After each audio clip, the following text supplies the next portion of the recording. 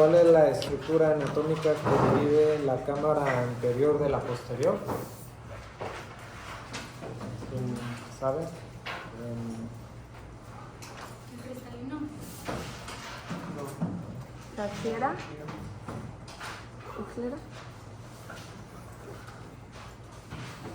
La cámara anterior de la posterior. ¿Nadie? Bueno, si no sale grupal, pues hay que checarla para la próxima. En el fondo de ojo, la mácula es nasal y la papila es temporal. ¿Verdadero? Eso es falso, ¿no? Ok, habíamos dicho la clase pasada que el nervio óptico, la papila, siempre va a ser nasal, ¿no? Es el área de la retina en donde encontramos la mayor cantidad de bastones. ¿Maracuazo? ¿Mm? ¿Es el maracuazo? No. Si estamos hablando de la retina, ¿por qué estás hablando de los moracuosos? O sea, son dos cosas, es como hablar de dos cosas totalmente diferentes. Okay. ¿Qué dijeron por allá? La mácula es justo donde hay menos bastones. La fobia es donde menos bastones hay todavía.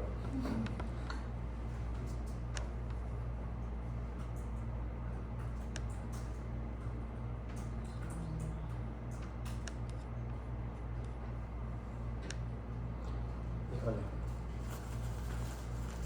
Están.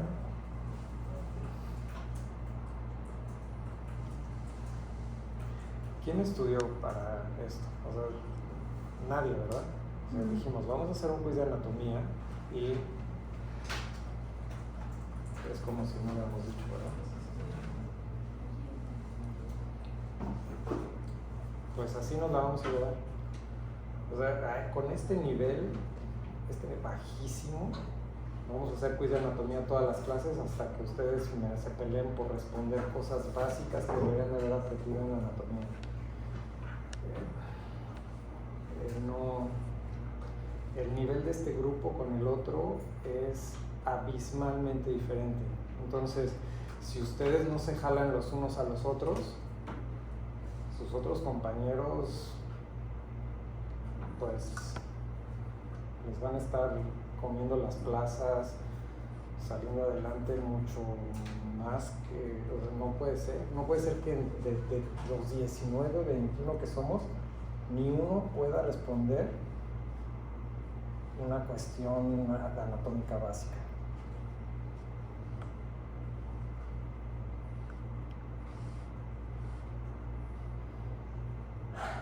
Entonces, esto ya lo viví el semestre pasado y pues no. Entonces, si no se ponen las pilas, hacemos quizzes todo el semestre hasta que se despabilen.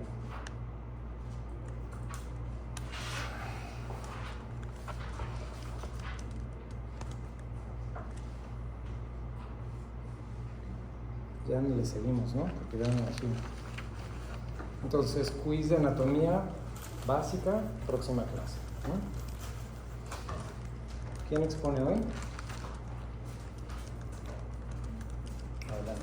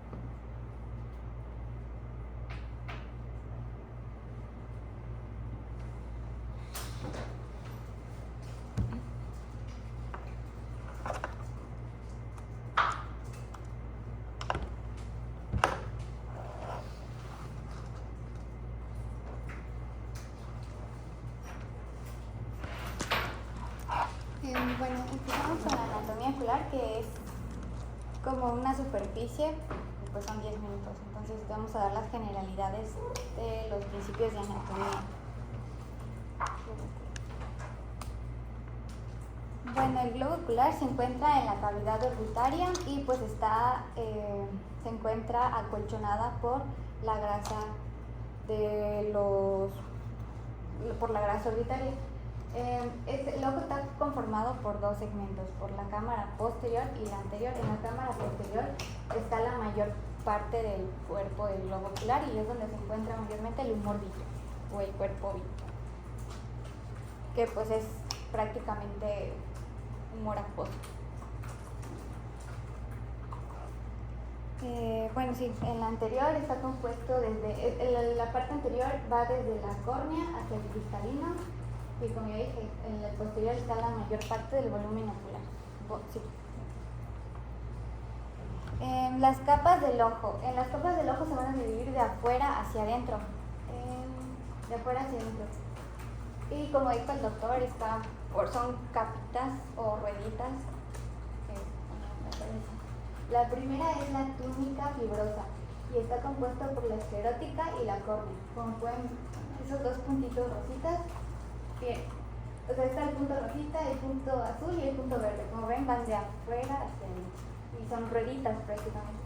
Y la túnica vascular, que está compuesta por las toroides, el cuerpo ciliar y el iris. Y por último, las estructuras nerviosas, que pues la mayor parte es la retina y el tallo del nervio óptico. En la túnica fibrosa. La túnica fibrosa es la cápsula protectora del ojo. Sí, es la primera. Y pues está compuesta, como dijimos, por la esclerótica. Y la esclerótica es un forro duro y su función principal es proteger el globo ocular. Está constituido por tejido conjuntivo rico en fibras colágenas. Esta esclerótica, la mayor parte de su tejido es colágeno. Y pues el tejido conjuntivo es rico en producir mucosa para proteger el órgano. Y pues una de sus principales también funciones es la regulación de la presión intraocular. El aspecto de esta es blanca y transparente. Y como red vascular se encuentra la red de vasos sanguíneos, que es la red episcleral, y esta se encarga de suministrar sangre a la superficie externa del ojo. Pasando a la otra parte de la capa está la córnea, y esta su estructura es mayormente es fibrosa, y las fibras de colágeno están para que la luz pase. Está bañada internamente por humor acuoso y también sirve para la secreción lagrimal, y esta le da la transparencia a la córnea. También posee el mayor número de terminaciones nerviosas de nervio tigénico. Nerviosos de todo el organismo. Como histología, la córnea tiene 5 capas. La primera es el epitelio corneal, que es la capa más externa. Es una capa delgada vascular de células epiteliales que contribuye a la protección y a la refracción de la luz. Su principal función de esta capa es protectora contra infecciones y ayuda en la refracción de la luz.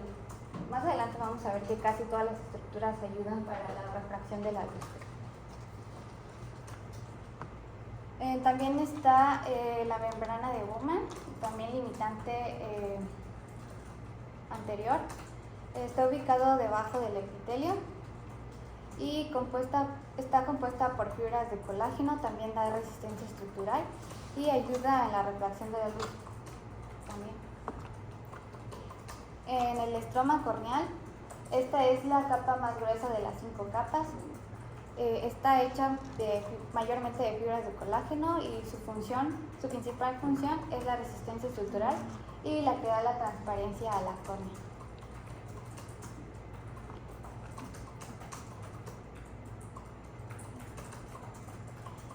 La lámina limitante posterior, que está debajo del estroma, es una capa elástica compuesta mayormente por colágeno y su principal función es la regulación del contenido de agua de la córnea. Y el endotelio corneal, la última, compuesta por células endoteliales corneales. Y pues su principal función es mantener una adecuada y óptima deshidratación para que la córnea funcione. No hidratar, deshidratación. Y pues esta es como se ve, esa es la estructura de la córnea. Ya, pues está eso. En la segunda capa está el tracto uveal o la túnica vascular, que está compuesta por la coroides, el cuerpo ciliar y el iris.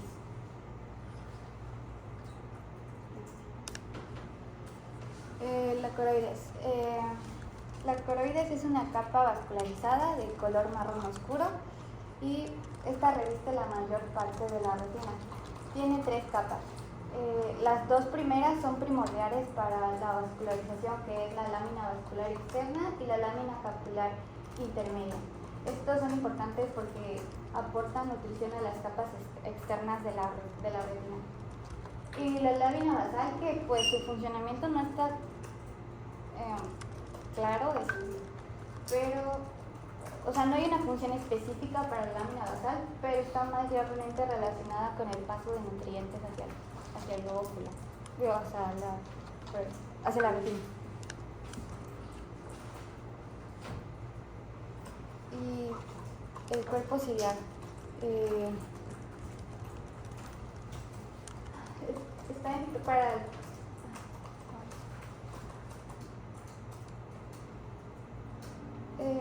su principal función del cuerpo ciliar es la capacidad para enfocar objetos. Es la que está encargada para visualizar efectos de mayor o corta distancia y es para la salud ocular. Se me olvidó.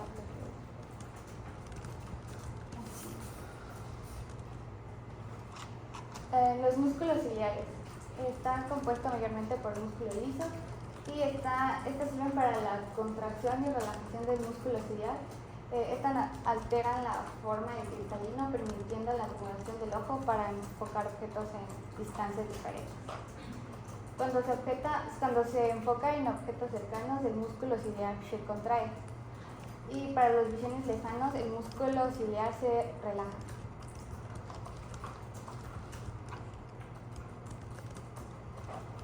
Pasando al iris, el iris está ubicado en la parte anterior del ojo y está detrás de la córnea y adelante del cristalino.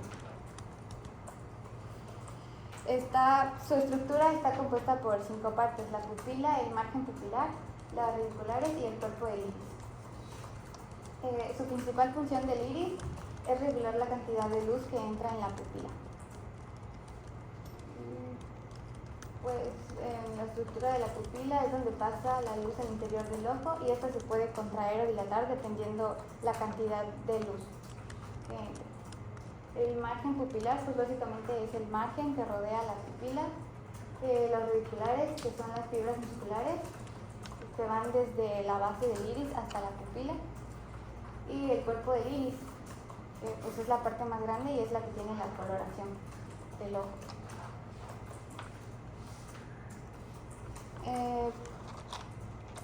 Pues los músculos que contienen la pupila está el músculo constrictor de la pupila, que es para reducir el tamaño de la pupila. Es la que se va ahí. Otro músculo está el músculo dilatador de la pupila y se contrae para aumentar el tamaño de la pupila. En las estructuras nerviosas está la retina y su función principal es capturar la luz y convertirla en las imágenes. Esta los va a convertir, va a captar la luz y el cerebro lo va a tomar como señales nerviosas para producir las imágenes a través del nervio óptico. Y los conos y los bastones, que es lo que dice. responsables de la visión de los colores y los detalles finos. Yo leí en la bibliografía que la principal parte donde están los bastones y los conos está en la mácula.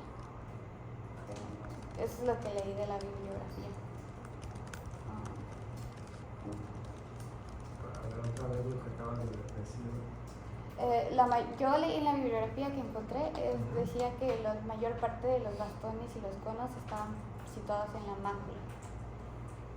No, te confundiste, porque lo que seguramente leíste es que donde hay una mayor densidad de conos es en la mácula, pero no de conos y bastones.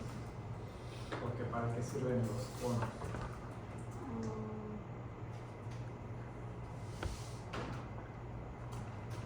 O sea, ¿cuál es la diferencia entre los conos y los bastones así generalizados? Los bastones captan los colores. Los conos captan los colores. Y entonces, ¿qué mencionábamos que es la zona de la retina que capta el mayor detalle visual, los colores y prácticamente todo lo que hacemos de frente? La mácula. Entonces, necesitamos más conos en la mácula porque prácticamente es la zona de la retina con la que vemos de frente, ¿no? Es donde más necesitamos percibir los colores, ¿no? Los bastones, en cambio, nos dan la capacidad de distinguir mejor las tonalidades oscuras, ¿no?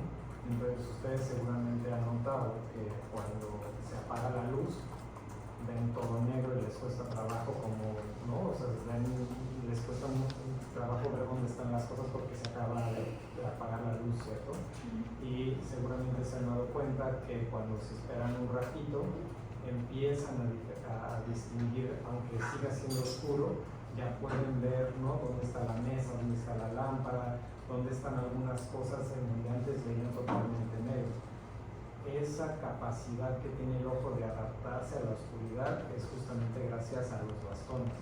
Y los bastones los tenemos más hacia la periferia de la retina, es decir, toda la retina que rodea la mácula, ahí hay una mayor densidad de bastones que nos permite tener esta capacidad, y la mayor densidad de los conos está en la mácula, ¿no? Para diferenciar mejor los colores.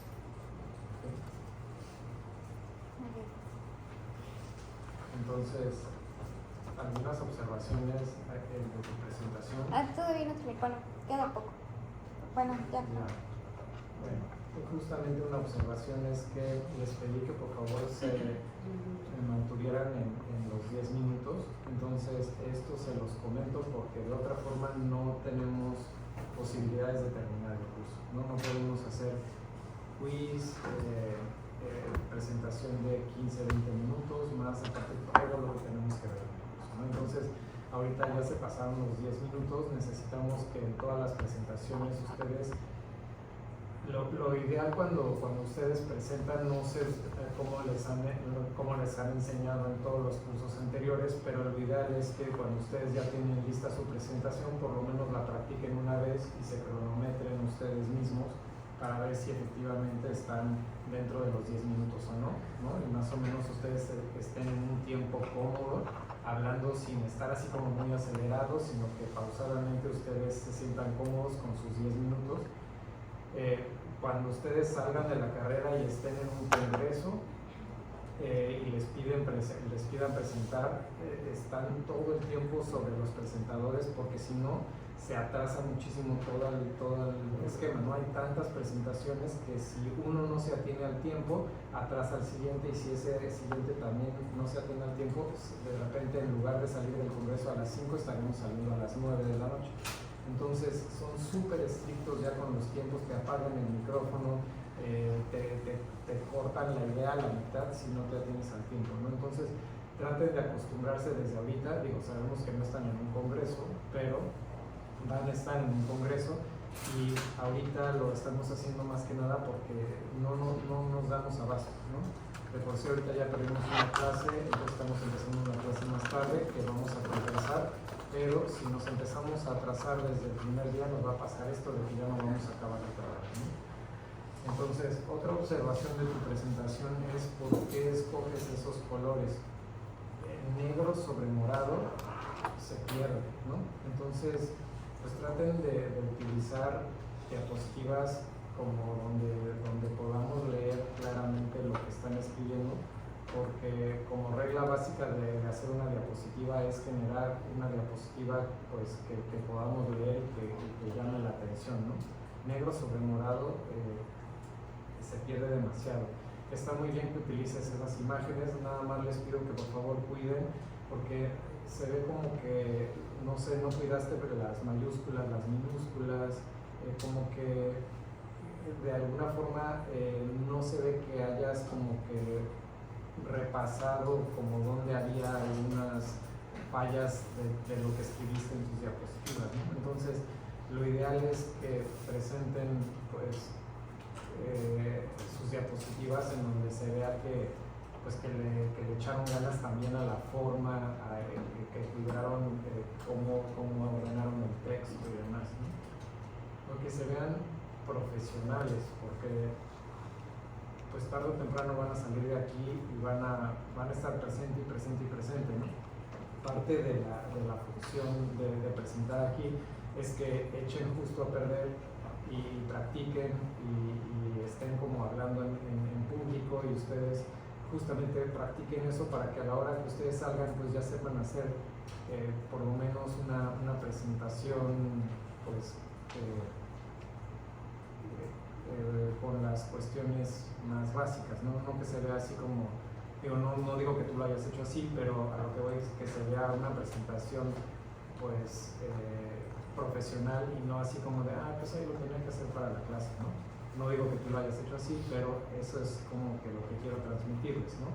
Que traten de echarle ganas a la presentación, porque si ustedes hacen una buena presentación para sus compañeros ya solamente tienen que leer las diapositivas a la hora del examen y no tienen que volver a leer todo el capítulo porque la presentación les da desconfianza, ¿no? Entonces el esfuerzo de uno va encaminado al comentario que les hacía.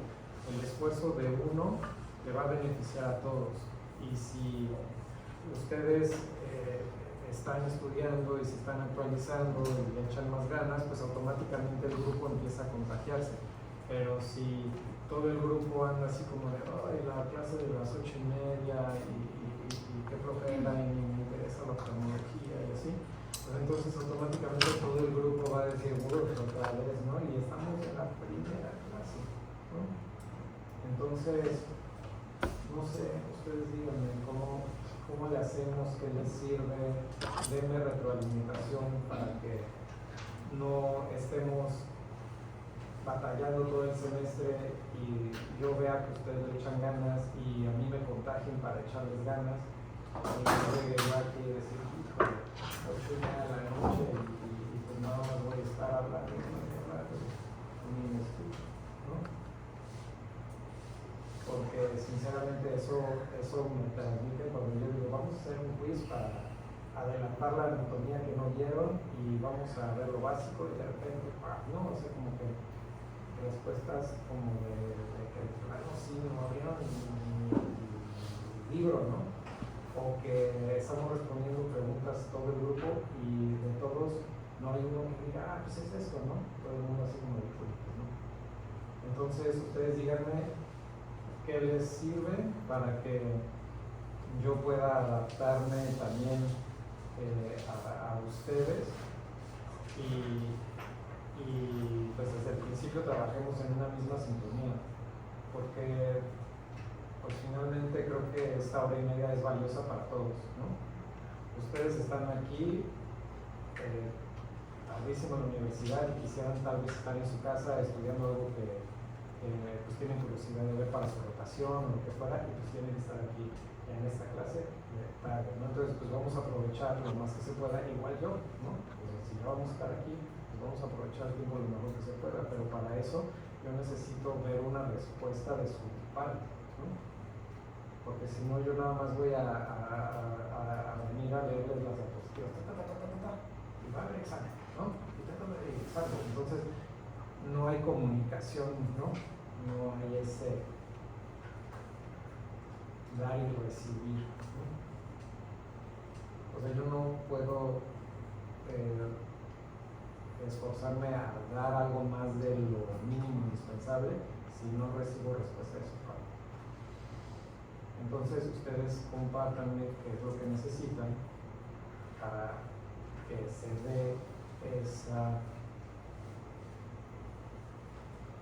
esa dinámica y entonces salgamos todos de este semestre sabiendo conceptos básicos de oftalmología, que ustedes se defiendan con los... Tampoco es como que se tengan que saber la oftalmología porque los especialistas no van a hacer, pero sí que salgan con conceptos básicos y tengamos una clase amena, aprendamos todos unos de los otros y echemos para adelante, ¿no? Pues el curso. Entonces los escucho. ¿Puedo hacer un comentario? Sí, claro. Pues no sé, doctor, usted qué piense. Bueno, por lo menos yo aprendo mucho viendo artículos muy largos, cortos. Sí, o sea, ya platicábamos que de todos modos eso es lo esperado, ¿no? Sí. No podemos ver aquí detalles minuciosos de la información. Aquí nos vamos a ir como con los conceptos básicos para que ustedes puedan utilizar los Por textos. ejemplo, que usted, no sé, diría yo, por ejemplo, que nos enfocamos, digamos, en un libro y solo diga, ¿saben qué? Esta clase vamos a enfocarnos un poco en este libro, no sé, en el capítulo tal o tal, para nosotros tener una idea y ver cómo ponerlo a estudiar, digo yo. O sea, no sé qué opinan los demás. Sí, y si no viene con algo estudiado, por lo menos repasando la clase anterior, ¿no? De lo que ya vieron, para saber pues cómo vamos, ¿no? Pero yéndonos un paso para atrás,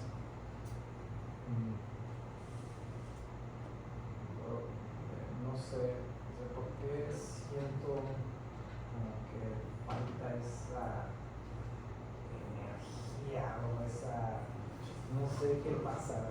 Es que somos un grupo muy tranquilo. Yo igual creo que llegamos muy cansados a esta hora a la clase. Porque Sí, eso tenemos puede una clase ser. muy pesada antes y creo que todos llegamos ya con ese promedio cansado. Ya, Entonces creo que eso sí influye. ok. Y también, Sí. bueno, yo creo que al menos a mí me sirve mucho hacer como ver cosas visuales para entender más. Entonces ahorita estaba viendo en Bright Space y usted sabe poner como videos. No sé si capaz como nos pueda subir un video de la clase o como relacionado con los temas y así como de esta forma yo como aprendo y se me queda más en la cabeza cuando es más dinámico. Ok. Eso es lo que puede ser. Lo visual generalmente no le funciona a todos, pero le funciona a la mayoría, creo, ¿no? Ok, pues sí, sí podemos hacer eso. Nada más les pediría que sí traten como de tener una actitud un tanto más activa, ¿no? No se tienen que saber todo, para eso estamos aquí, para aprender, y yo tampoco me sé todas las preguntas y se me olvidan cosas que luego yo no ocupo y todo, o sea, todos estamos aquí en un ambiente de aprendizaje, pero lo que no puede suceder es que decimos, vamos a ver anatomía básica y estamos otra vez en ceros, ¿no? Es decir, yo sí necesito que si aprobamos algo para la siguiente clase, pues tengamos esa respuesta positiva de que sí estamos como echándole ganas, ¿no? Yo sé que este es un semestre súper cargado, creo que el más cargado de las clínicas, no hay muchísimas materias, entonces entiendo que tienen que administrar su tiempo, pero dentro de esa administración de tiempo necesitamos respuesta de lo mínimo e indispensable para que podamos seguir, ¿no? Porque ¿qué pasa? Me estoy comiendo tiempo de la clase para esto porque es que de esto depende todo el curso, ¿no? Si lo dejamos así, ya pasó el quiz, ¿no? Ya me pusieron mi calificación que probablemente no sea buena y ya no lo leí, ¿no? Porque ya ahorita toca exploración, entonces leo exploración pero ya no leí la anatomía. Y luego viene anatomía y luego cardio, ¿no? Y cardio es más demandante. Y entonces también está la otra urología y así. Y entonces de repente ya otra vez se perdió y se perdió y se perdió y estamos arrastrando lo de todo el semestre. Experiencia de algunos semestres pasados, pues que todo esto se arrastra hasta el final. Entonces justo eso es lo que no quiero y eso es justo la intención del quiz, ¿no? O sea, como alborotar un poquito ese ánimo de, pues, vamos a darle una leída básica a la anatomía del ojo para tener una idea, ¿no? Y es como, ¿dónde está la mácula? ¿Para qué sirve la mácula? ¿Dónde está la córnea? ¿Para qué sirve la córnea? O sea, son cosas como súper básicas. Entonces, este quiz ustedes lo hubieran resuelto leyendo un capítulo de 10 hojas, ¿no? Entonces, sí necesito eso. Entonces, por eso, quiz para la próxima clase. Y yo espero que por favor ya no arrastremos estos conceptos de anatomía básica y podamos ir sobre la marcha estructurando la información. ¿Están de acuerdo todos con eso o no? Sí. Ok. Cualquier cosa pues me van diciendo, ¿no? ¿De acuerdo? Bueno. Igual para las presentaciones, nada más les pediría eso, ¿no? Que ahí en las instrucciones está todo lo que necesitan, pero por favor lo de los 10 minutos para que acabemos a tiempo. ¿Okay? Entonces, ¿quién me puede ayudar para saber qué es lo que vimos la clase pasada?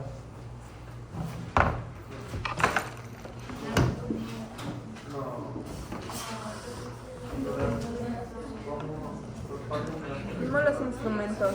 Los instrumentos de exploración. ¿Y cuáles son los 3 instrumentos de exploración que vimos? Directo, microscopio directo. Ajá. La prendidura y el...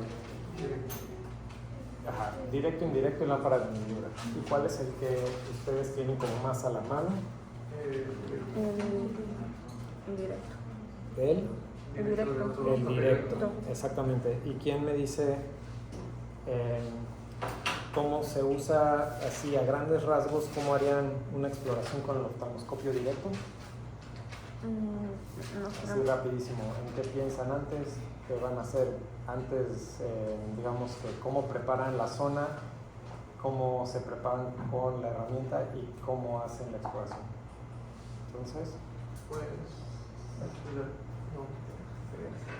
tratar al paciente. ujú.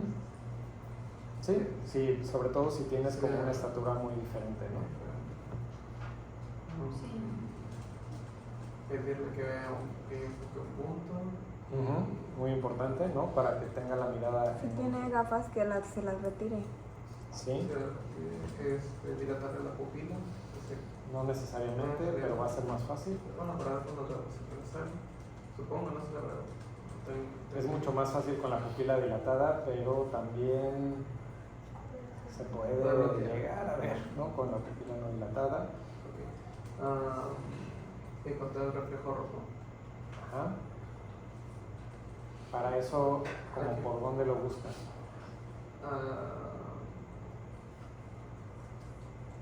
O sea, estás tú frente al paciente, ¿no?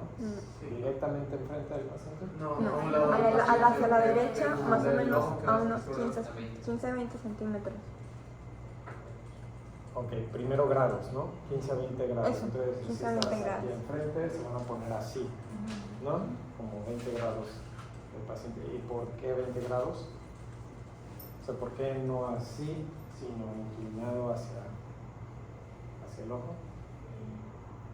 Para poder ver de mejor manera el nervio óptico. Exactamente, si sigues esa dirección vas a encontrarte el nervio óptico, ¿no? Porque justamente decíamos el nervio óptico está nasal, ¿no? Entonces teniendo esta angulación, pues vamos como hacia la zona donde nos lo vamos a encontrar. Ok, bien, y entonces, ¿qué tanto nos tenemos que acercar para formar la imagen? 35 centímetros. Súper cerca, ¿no? Así que explicar al paciente y podríamos usar nuestra mano para ver qué tan cerca estamos. Perfecto. Muy bien, entonces sí avisarle, ¿no? Que se va a deslumbrar y que vamos a estar como muy cerquita, ¿no? Bien, entonces eso en cuanto a los instrumentos de exploración. Ahora, vamos a ver una introducción como a una exploración oftalmológica básica, ¿no? Entonces aquí lo que pretendemos es ver como una estructura pues de una exploración que ustedes podrían tener a la mano para poder obtener información acerca del padecimiento ocular del paciente, ¿no? Entonces, si por ejemplo ustedes tienen a un paciente, ejemplo, servicio social, y les comenta que está teniendo, no sé, una baja visual en un ojo, ¿no? Aquí la idea de esta clase es, ahorita están, pues, ¿por dónde empiezo? ¿No? O sea, pues, le bajo la visión en un ojo y luego ¿qué hago? Entonces, como en todas las especialidades, esto, para obtener información necesitamos estructurarla, ¿no? Y ¿qué es lo primero que necesitan para empezar a obtener información? Un interrogatorio. Exactamente. Entonces, un interrogatorio para empezar a saber acerca de su padecimiento actual, ¿no? Para conocer sus antecedentes, para saber antecedentes familiares, personales patológicos, etcétera, ¿no? Entonces no vamos a entrar en detalle porque ustedes ya saben, es una historia clínica, pero sabemos que necesitamos primero hacer un interrogatorio para obtener toda la información que necesitamos del paciente. Entonces, vamos a hablar específicamente del interrogatorio de antecedentes oculares. Entonces, estas son las preguntas básicas, ¿no? Que necesitaríamos como antecedentes específicamente de los ojos, que son si usa o no lentes, y aquí pues habría que también indagar acerca del tipo de lentes, ¿no? No es lo mismo que use lentes de armazón a que use lentes de contacto, si los usa, si los perdió, etcétera, ¿no? ¿Por qué es importante? Porque probablemente el paciente vea borroso y ya identifica que necesita lentes, pero no los está usando, por ejemplo, ¿no? Entonces siempre es importante saber si usa lentes y qué tipo de lentes usa. Acuérdense que el padecimiento ocular más frecuente es justamente los errores refractivos, ¿no? Entonces por eso encaminado a eso está esta primera pregunta. Cirugías o procedimientos oculares, si ha tenido traumas oculares, enfermedades oculares diagnosticadas previamente, y una muy importante es si ha tenido tratamientos indicados previamente y la automedicación, ¿no? Entonces es bien común que el paciente use algún tipo de gota, ¿no? La manzanilla, la terramicina en ungüento, la nafasolina, son gotas súper frecuentes que los pacientes suelen automedicarse, y claro que son importantes que ustedes sepan si se las están poniendo o no, porque algunas de ellas agravan los cuadros, otros los están mejorando pero parcialmente, y otros están disfrazando los cuadros, ¿no? Ejemplo, el paciente con ojo rojo que viene con el efecto del NACIL, ¿no? Que tiene vasoconstricción. Entonces, sin esta pregunta ustedes podrían creer que el paciente no tiene el ojo rojo cuando en realidad lo tiene, ¿no? Entonces son preguntas básicas, claro que hay más, pero estas serían como las elementales, ¿no?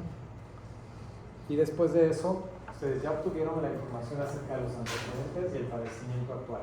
Ahora, pasando a la exploración, que sería importante que ustedes, cómo obtener información ya con la exploración. Entonces, justamente la clase pasada hablábamos de utilizar el oftalmoscopio directo, que sería la forma en la que ustedes obtendrían pues información acerca de las estructuras, pero nos falta la información acerca de la función del órgano, ¿no? Una cosa es explorar si la córnea está transparente o no, que eso sería una exploración estructural, pero ¿cómo podemos explorar la función del órgano?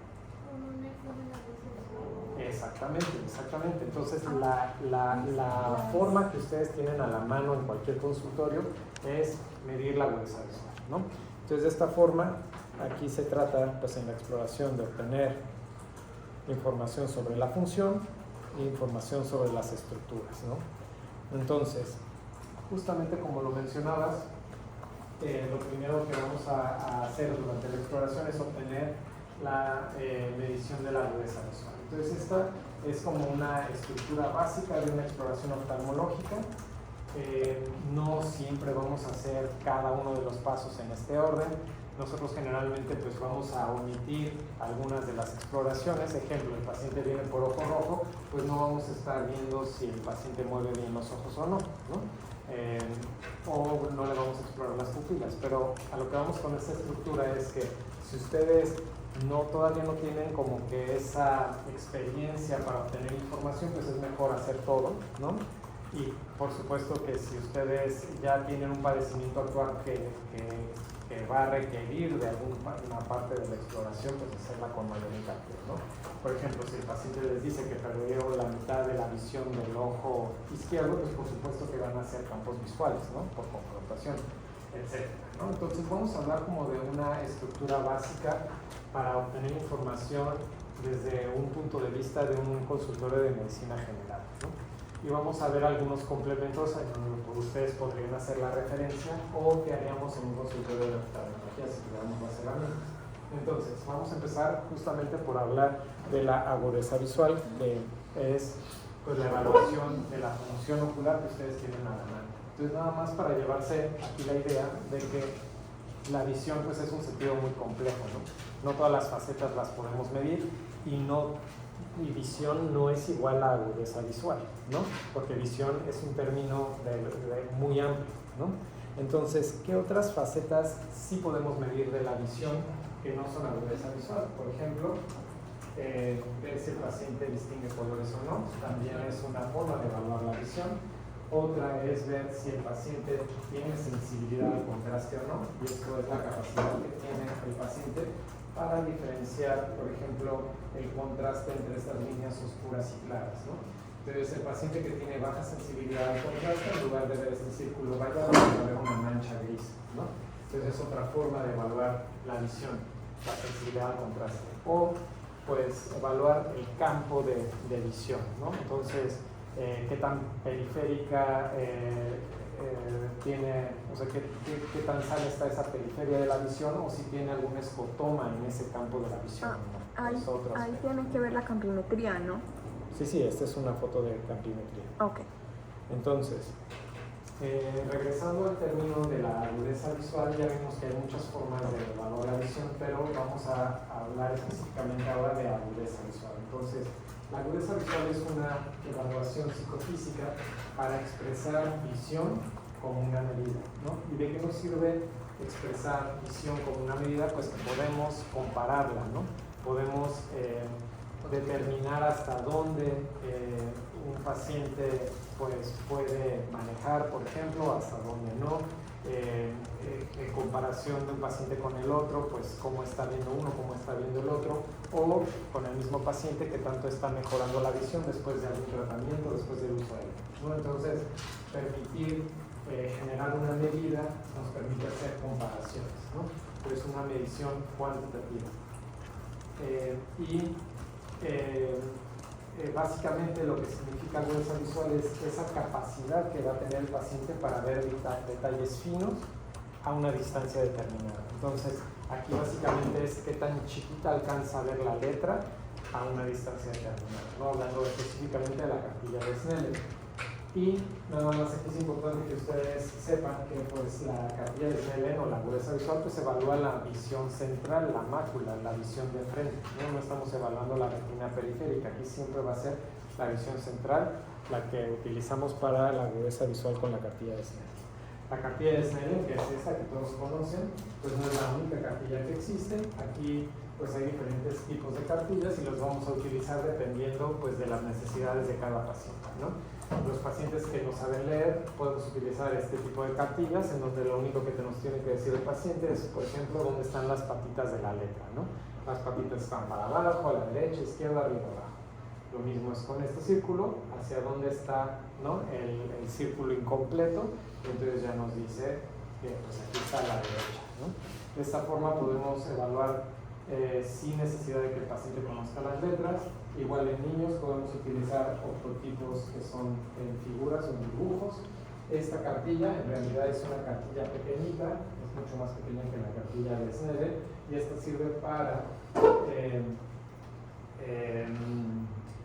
evaluar la visión cercana, ¿no? Entonces esta la vamos a usar sobre todo en pacientes posterior a los 40 años, y esta cartilla que ven como en forma como de cono las letras es una cartilla que se llama cartilla de Logmark. Esta sobre todo la usan mucho para estudios de investigación, ¿no? Entonces, resumen, hay muchos tipos de cartilla para evaluar la agudeza visual. Y bueno, finalmente decíamos, esto es una medida. Entonces, al ser una medida, pues podemos hacer conversiones de los resultados que obtenemos con esa medida, ¿no? Esta es la clásica que seguramente han escuchado, ¿no? Yo creo que todos han escuchado esto como de la visión 2020, ¿no? Entonces, esto de la visión 2020 también se podría expresar como la visión 6.6 si estamos hablando de metros en lugar de hablar de pies. Y, por ejemplo, si dividimos 20 entre 20 o 6 entre 6, pues nos va a dar 1, ¿no? Y la división, el resultado de la división también nos puede expresar un número, que pues es una equivalencia. O esta cartilla que veíamos como con las letras en forma de triángulo tiene estos resultados que pues para muchos no son familiares, entonces utilizaríamos la conversión, ¿no? Para saber y pues tener una noción de los números a los que estamos familiarizados. Entonces, resumen de esta diapositiva, todo es, digamos que los resultados son, podemos hacer conversiales porque ahí son equiparables, ¿no? Finalmente, usemos un método o el otro, podemos obtener resultados equiparables. Bien, entonces, ¿cómo vamos a tomar la agudeza visual? Lo primero es cuidar la iluminación. No es lo mismo tomar la agudeza visual en penumbras que tomar la agudeza visual en un cuarto bien iluminado. Hay que tratar de cuidar que la iluminación sea, digamos que adecuada para tomar la agudeza visual. Entonces, y tratar de que siempre sea la misma en la medida de lo posible, ¿no? Entonces, después de tener pues, el cuarto prendido, bien iluminado, pues necesitamos colocar al paciente a 6 metros de la cartilla, ¿no? Entonces esto está estandarizado, la cartilla está diseñada para que el paciente esté a 6 metros. Entonces no es lo mismo tomarle la agudeza visual a 6 metros que tomarle la agudeza visual a 3 metros, ¿no? ¿Por qué? Porque a 3 metros seguramente va a ver mejor, ¿no? Entonces esto es muy importante, si no, no van a obtener resultados confiables. Y una vez que ya tienen esas dos condiciones para empezar, entonces vamos a usar un oclusor, tapamos un ojo, el otro, siempre empezando ojo derecho, entonces vamos a ocluir ojo izquierdo y vamos a tomar agudeza visual. Tomamos sin lentes, si el paciente usa lentes, le vamos a poner los lentes, vamos a utilizar agujero estenopeco si es necesario, ahorita vamos a ver qué es, y si vemos que es necesario, pues hay que actualizarle la refracción. Esto obviamente no lo van a hacer en su consultorio, pero con la información previa van a poder tener una idea si el paciente necesita usar lentes y no los usa, o si el paciente que usa lentes necesita actualizar su graduación. Entonces, este es el agujero estenopeco del que les platicaba. Vamos a encontrar en los expedientes con esta abreviación, un paréntesis con un punto. Entonces, esto significa que el paciente tuvo una evaluación con agujero estenopeco de la agudeza visual. ¿Okay? ¿Cuáles son las otras abreviaciones que van a encontrar? Son las que veíamos aquí. ¿Okay? Aquí está el agujero estenopeco. Cuando el paciente le tomaron la agudeza visual con lentes, van a verlo como ABCC.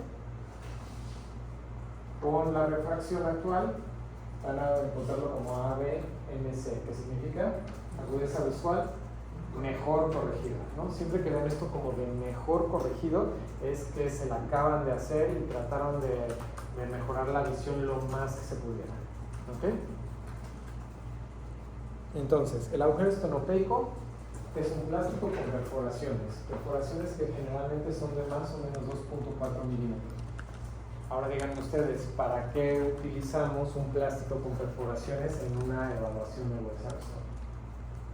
Para ver si mejora la capacidad visual de la persona. Ok, entonces estaríamos esperando que con el agujero estenopeico mejorara o empeorara. Mejora. Ok, ¿y por qué crees tú que un paciente mejora viendo a través de un agujero? Digamos que Pero como que cambia el enfoque. no. Cambia el O sea, enfoque. cambia el enfoque. O sea, digamos que el ojo, al tener como los huequitos, como que hace el intento por ver más.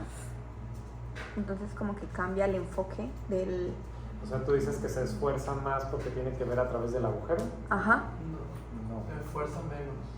Y por concentra con mayor calidad la iluminación que entra en el ojo, entonces Sí, no es tanta como... cierto, pero nos falta el porqué.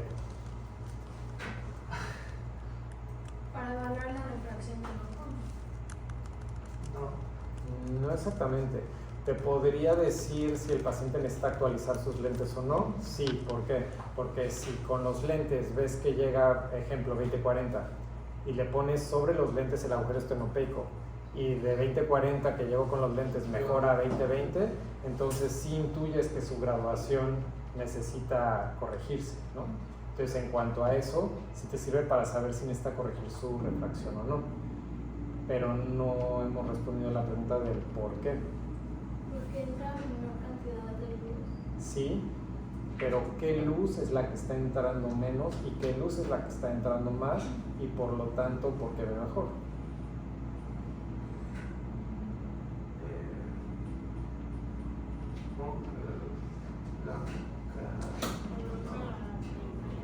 ¿La luz de? Exactamente, exactamente. La luz de la periferia, el ojo necesita doblar más su dirección para meterla al centro, ¿no?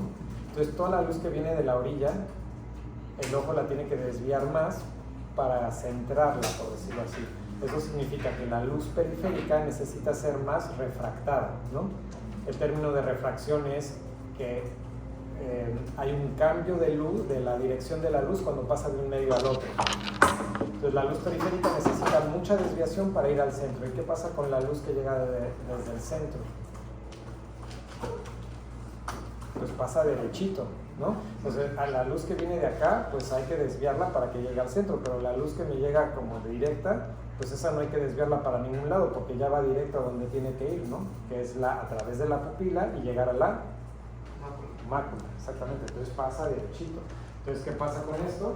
Pues que los rayos que entran a través del agujero pasan derechito a la mácula y todos los rayos periféricos pues caen aquí, ¿no? En el plástico. Entonces, de esta forma, los rayos que necesitan refracción, es decir, lentes, ¿no? Porque necesitan ser desviados, están bloqueados. Ok. Entonces, vamos a hacer un ejercicio porque es básico que ustedes sepan tomar bien la agudeza visual, ¿no? Entonces, ya dijimos iluminación y 6 metros. Y ahora que ya están con eso, vamos a tomar la agudeza visual utilizando las abreviaciones para que la registren adecuadamente en el expediente. Y supongamos que están tomando la agudeza visual en el ojo derecho. Siempre vamos a tomar la línea con la mayoría de las letras correctas como la buena, es decir, si por ejemplo aquí leyó toda la línea, vamos a tomar esta como referencia, ¿cierto? Pero ¿qué pasa si por ejemplo aquí, que son 1, 2, 3, 4, 5, 6, 7, si de las 7 solo leyó 5, pues sigue siendo la mayoría de las letras, por lo tanto sigue siendo esta línea la de referencia, ¿no? ¿Qué pasa si somos súper precisos y no leyó estas dos? Pues le ponemos 20-25 menos 2. ¿Okay? Ahora, ¿qué pasa si solo leyó estas 3 letras? Y todas estas mal. No, la anterior. Nos pasamos a la anterior, que sería esta, entonces 20-30 es la referencia. Y si somos muy precisos,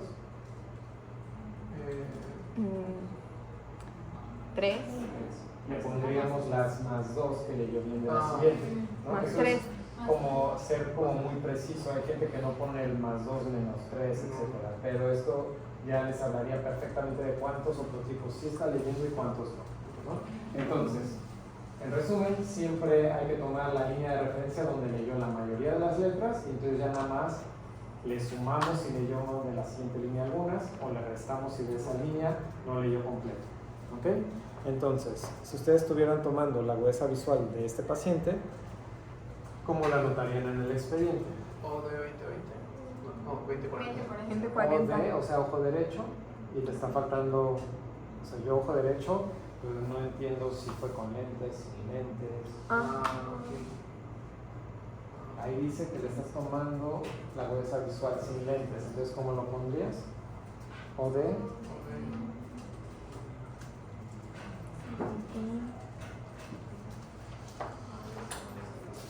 O sea, si con lentes es A, C, C. Ah, no. Exactamente, ABOD A, B, O, D. y 20-40, exactamente. Ok. ABOD 20-40. Correcto. Muy bien, ahora estamos tomando la agudeza visual del ojo izquierdo y el paciente leyó esto correctamente. Entonces se registra A, A, B, B, O, D.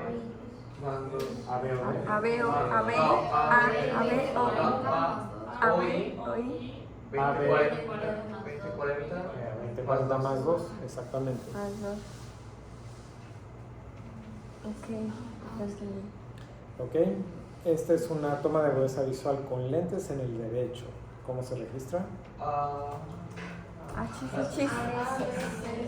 A, B, ABCC O, O, D. D. 20, 30. O D ABCC, no eso. 25.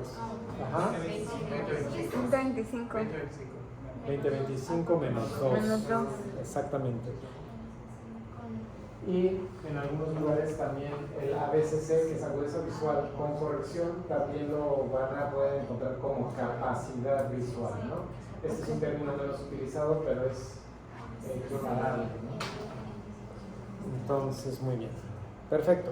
Entonces, bueno, en general esto es universal, ¿no? Esto se entiende perfectamente el 20-40 en ojo derecho aquí y en la India, ¿no? Entonces, la forma de interpretar estos niveles de visión, pues eso puede variar dependiendo de la interpretación pues, de cada lugar o de cada institución, pero pues la OMS tiene una clasificación pues, que es, digamos que una clasificación internacional, ¿no? Esta es la del 2018. Entonces, la OMS considera que no hay deficiencia visual si el paciente ve mejor de 20-30, ¿no? 20-30 o mejor no se considera una deficiencia visual. Entonces 20-20, 20-25, 20-30 no se considera deficiencia de la visión para la OMS. Ahora, a partir del 20-40 se considera como una deficiencia visual leve. Si el paciente llega solamente al 20-60 se considera moderada. Si solamente llega al 20-200, grave. Y se considera ceguera para la OMS si la agudeza visual es inferior al 20-400. 20-400 es la letra grandota E que está hasta arriba. ¿Okay? Entonces, aquí está diciendo que pues, si el paciente no llega a ver esa letra, o sea, no ve nada de la cartilla, pues eso es ceguera. ¿Qué formas tendríamos, si ya no podemos usar la cartilla, pues de darnos una idea de qué tan grave está esa pérdida de visión? ¿Qué se utiliza, además de la cartilla? La campimetría. ¿No? Exactamente. Cuentadedos sería una forma. ¿Qué otra? Igual con los dedos.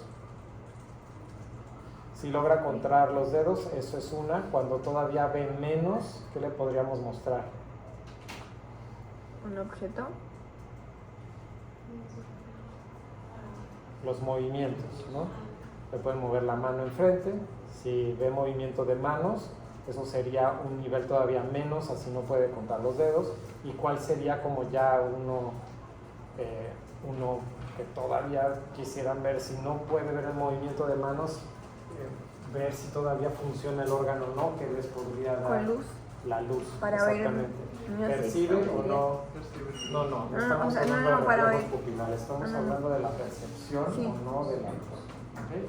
Entonces, si percibe o no luz, eso sería como ya pues, de las últimas formas que tendríamos como para saber si el órgano todavía tiene cierta función o no, ¿no? Si no percibe ni luz, pues prácticamente ese ojo no percibe, pues absolutamente no tiene función, ¿no? Entonces, el término de ceguera de la OMS es diferente a este término de ceguera legal, nada más para hacer la diferenciación. Cuando vean este término de ceguera legal, hace referencia a una agudeza visual mejor corregida, es decir, estamos haciendo en ese momento la mejor refracción posible y haciendo esto, el paciente en su mejor ojo no alcanza, de un 20-200 o menos, ¿okay? En el mejor ojo. Bien, entonces, si ustedes haciendo estas tomas de agudeza visual obtienen información en donde intuyen que el paciente o necesita actualizar su graduación o no usa una graduación y muy probablemente la necesita, entonces hacen la referencia, ¿no? Y entonces esto pues ya no se puede hacer en su consultorio, pero haciendo la referencia, si un paciente va a graduarse lentes, pues todos los que usan lentes lo han vivido, ¿no? Y los que no, pues básicamente se utilizan estos aparatos que se llaman autorrefractómetro, en donde se obtiene un estimado de la graduación del paciente. Cuando estos aparatos no existían, se utilizaba este que se llama retinoscopio. El retinoscopio lo que hace es emitir una raya de luz en la pupila. Entonces esa raya de luz, dependiendo de cómo se mueva dentro del ojo, es, digamos que nos da una idea de si el paciente necesita graduaciones positivas, negativas o cilíndricas, y entonces se las vamos poniendo para que esa raya de luz se neutralice. ¿Y cómo se neutraliza esa raya de luz? Se ve como si ya no se moviera, ¿no? Se ve como toda la pupila resplandeciente sin movimientos. Entonces, eso no lo tienen por qué saber cómo se mueve y qué hay que ponerle si se mueve de tal forma o no, simplemente tener una idea de qué es lo que se utiliza cuando no tenemos este tipo de aparatos. Este es un foróptor en donde se van cambiando todas las lentes. Prácticamente estas lentes están metidas en este equipo para que podamos nada más girar discos y cambiar rápidamente de una lente a la otra. Y estas cajas de pruebas se siguen utilizando porque tenemos como la ventaja de poderlas poner en un armazón de prueba y simular que el paciente tenga los lentes puestos para saber si se siente cómodo, y cualquier cosa extraña que note, pues lo note aquí con el armazón de pruebas, y no a la hora de que ya tenga los lentes pues mandados a hacer y personalizados con su armazón, ¿no? Y este otro aparato se llama lensómetro. Este sirve para medir los lentes del paciente, ¿no? Entonces muchas veces el paciente no tiene el registro de su graduación actual, pero trae sus lentes, entonces los lentes se meten en este equipo, ya se obtiene la receta y se compara con la graduación que estamos haciendo actualmente. Bien, entonces ya vimos cómo podemos obtener información acerca de la función del ojo en mediciones de agudeza visual. Entonces, ya que obtuvimos la agudeza visual y todas sus variantes, podemos pasar a la exploración. Y la exploración ya vimos que se puede hacer con el oftalmoscopio directo para obtener información sobre el fondo de ojo, pero también hay otras exploraciones de los ojos que podemos hacer para obtener información. Entonces, yéndonos como de afuera hacia adentro, una exploración que podemos hacer es la de los movimientos oculares. Y aquí básicamente es hablar, además pues es hablar de las posiciones de la mirada, ¿no? Entonces, estas son las 9 posiciones de la mirada, ¿no? Esta central, que es con el paciente de frente, se llama posición primaria de la mirada. Entonces, siempre que vean en un expediente PPM, saben que la exploración se hizo viendo al paciente de frente, ¿ok? Entonces, es eso. Y hay estas posiciones de la mirada que se llaman cardinales, ¿no? Son 6 izquierdas y 6 derechas, perdón, 6 derechas y 6 izquierdas, y 9 en total. Entonces, aquí hay unos términos, ¿sí? ¿Cómo se dice la de Posición primaria de la mirada. Entonces, van a escuchar términos cuando se habla del movimiento de un solo ojo, a diferencia de cuando se habla del movimiento de los dos ojos. Entonces, cuando se habla de erupciones, ese movimiento de un solo ojo es para describir, por ejemplo, aquí solamente ojo derecho, ¿no? Entonces, este ojo, ustedes pueden decir, el ojo derecho está viendo hacia la derecha, y se entiende perfectamente porque están hablando de un ojo y de la dirección hacia donde está viendo. La otra forma de decirlo es como las extremidades, ¿no? Ustedes se acuerdan que cuando ustedes en las extremidades alejan de la línea media, el brazo está distal. No, próximo. ¿sí? No te escucho. No, es al revés. Si se está alejando de la línea media, está abduciendo, ¿no? Y si se está acercando a la línea media, abducción. Entonces, lo mismo aquí, ojo derecho, se está alejando de la línea media, por lo tanto, el ojo derecho está en abducción, ¿no? Y se puede decir que cuando se acerca a la línea media está abduciendo, ¿ok? Cuando está viendo hacia arriba, podemos hablar lo mismo, de que el ojo derecho está viendo hacia arriba, y con eso se entiende perfectamente. Pero ¿qué pasaría si estamos hablando de que los dos ojos están viendo hacia arriba? Entonces estaríamos hablando de versiones, ¿no? Entonces aquí sería supraversión en lugar de supraducción, ¿no? Entonces, si escuchan supraducción, la pregunta sería, pues, ¿de cuál ojo estamos hablando? Si estamos hablando de supraversión, ya damos por hecho que estamos hablando de los dos ojos, de esta posición de la mirada, ¿no? Los dos ojos viendo para arriba, ¿ok? Entonces, esto es en cuanto a la terminología.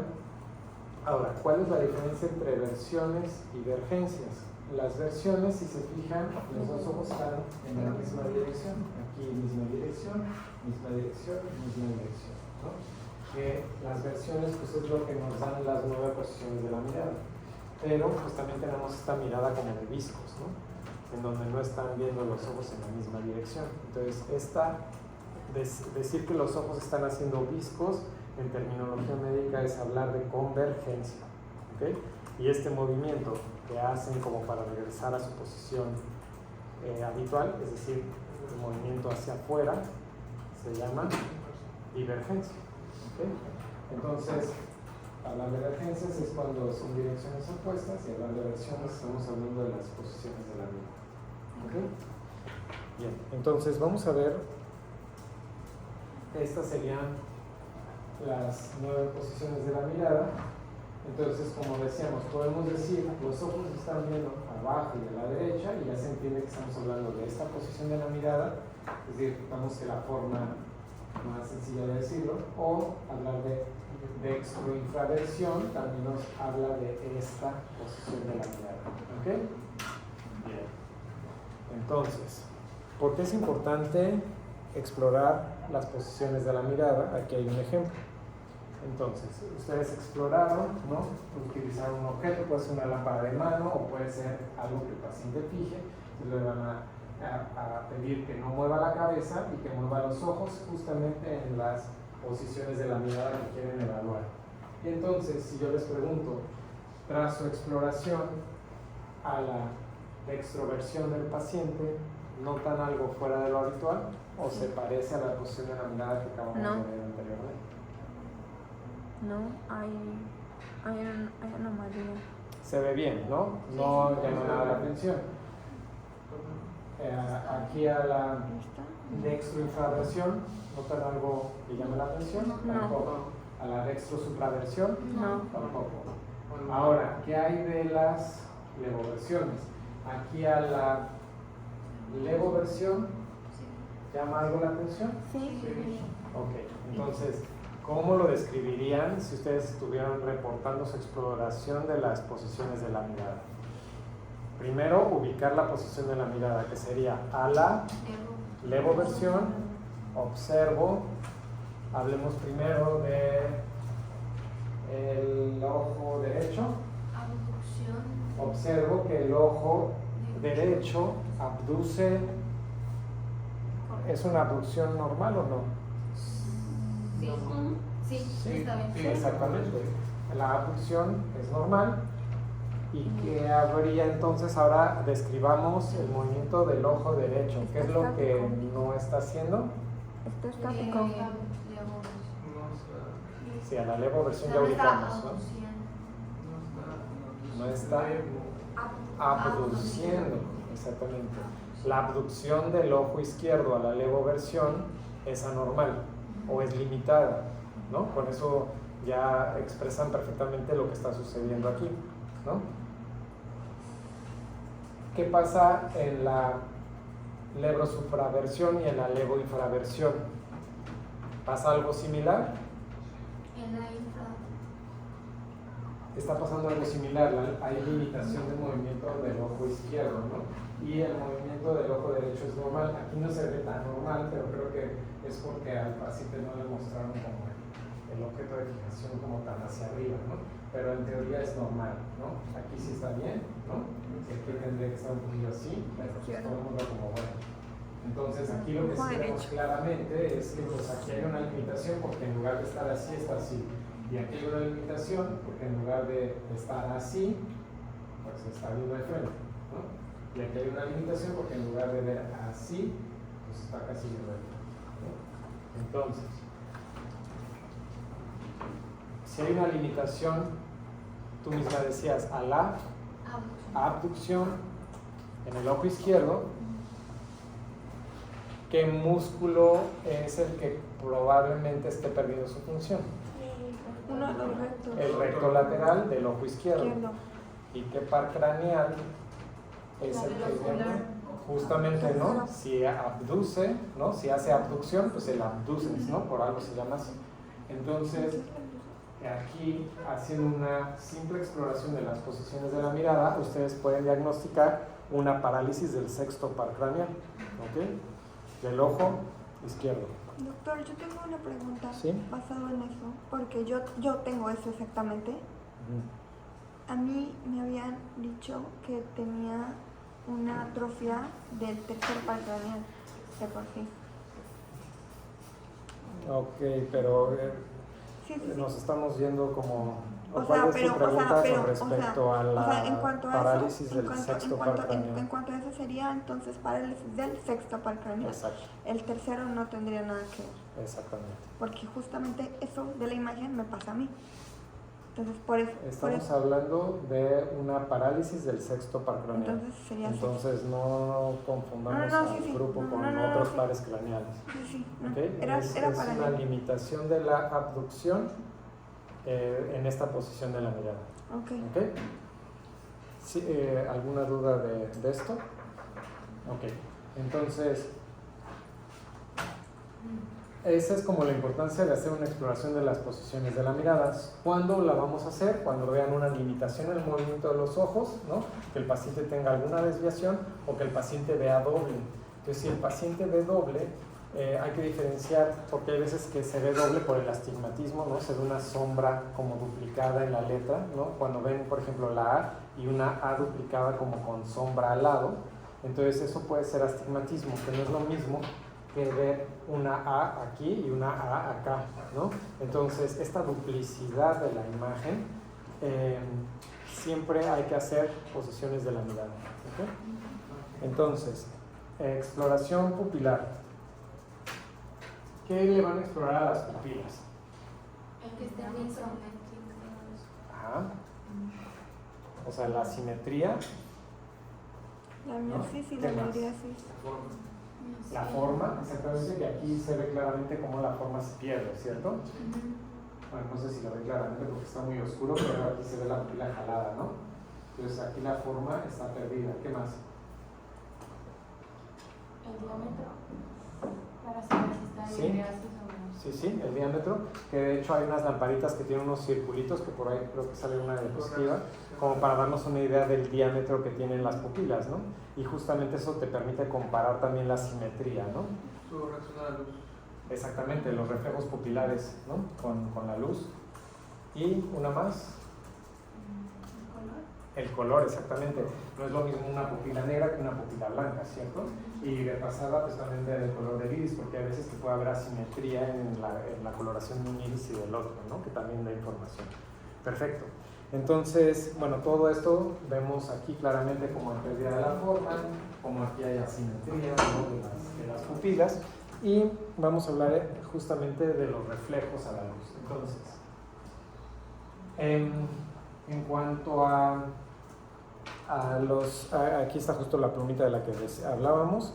Entonces, decíamos regularidad, color del iris y de la pupila y hacer una medición comparativa, ¿no? Entonces, aquí nada más hacer hincapié en que si vemos una diferencia de 2 milímetros entre una pupila y la otra, se considera normal, ¿no? Ya más de 2 milímetros, pues ahí ya hay que sospechar que algo pueda estar pasando.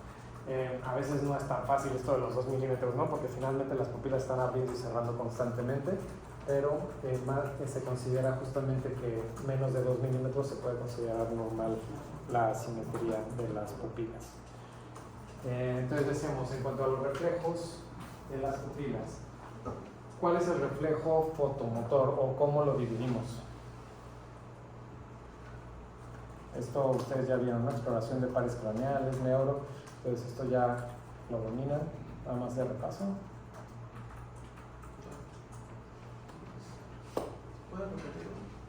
¿Pueden repetirlo? Los reflejos pupilares, ¿cuáles conoces? Es lo de miosis. Esa es la función del iris, ¿no? Que obviamente sí podrías describir un reflejo normal o anormal hablando de miosis y midriasis, ¿no? Porque ¿qué pasa cuando tú iluminas el iris? Bueno, cuando tú iluminas un ojo, la pupila, ¿miosis o midriasis? Miosis, exactamente, ¿no? La reacción normal del ojo es cuando le entra luz, pues cerrar para que no entre tanta, ¿no? Entonces, cuando pones la luz y obtienes un reflejo de miosis, estamos hablando de un reflejo normal, pero ¿cuál es el nombre de ese reflejo que estás evaluando? Ahí está, fotomotor, y falta nada más ponerle directo o indirecto.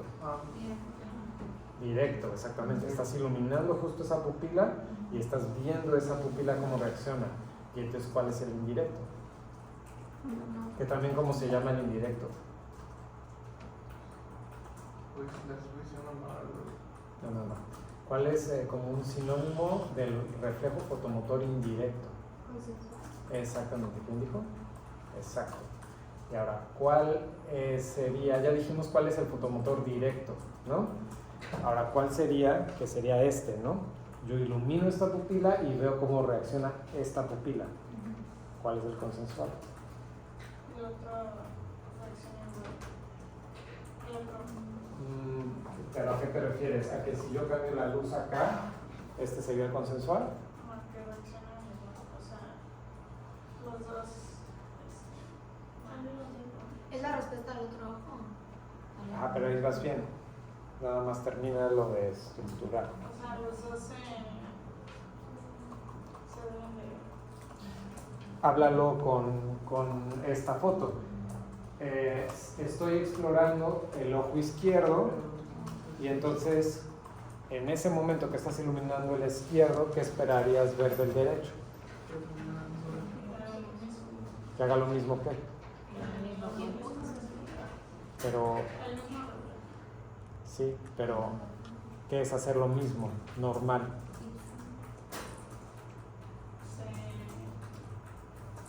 Bilateral. Exacto. Pues un reflejo consensual normal es que si yo estoy explorando este ojo y hace miosis, sin iluminar este otro, también este ojo hace miosis, ¿no?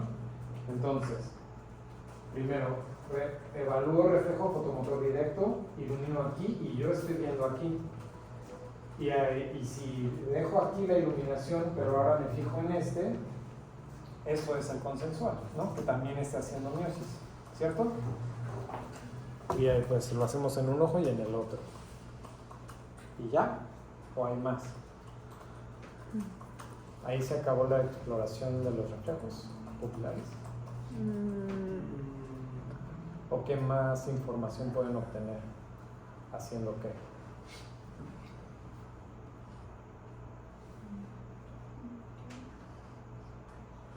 Hay una evaluación adicional que se llama prueba de luz alternante.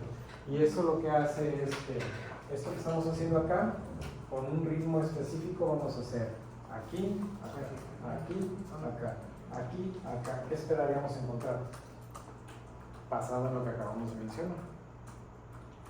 Si está aquí, hace miosis. Y si estoy cambiando para acá, ¿qué me voy a encontrar justo al momento del cambio? Está haciendo midriasis, ¿no? Porque se está liberando ese reflejo consensual, ¿no? Porque cuando estaba acá estaba en miosis. Y cuando está viajando la luz para acá, pues está haciendo midriasis porque ya no se está estimulando ese ojo, ¿cierto? Entonces está haciendo midriasis y cuando llega la luz acá, ¿qué pasa? Miosis. Y entonces, voy a pasar la luz para acá y entonces los dos ojos están haciendo midriasis y al momento en que llega ese ojo, miosis.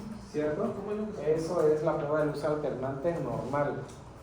¿Y por qué la hacemos? Porque al hacer esta prueba podemos hacer evidente esto que se llama defecto pupilar aferente relativo o pupila de Marcus-Gunn. Entonces vamos a hacerle a este paciente la prueba de luz alternante.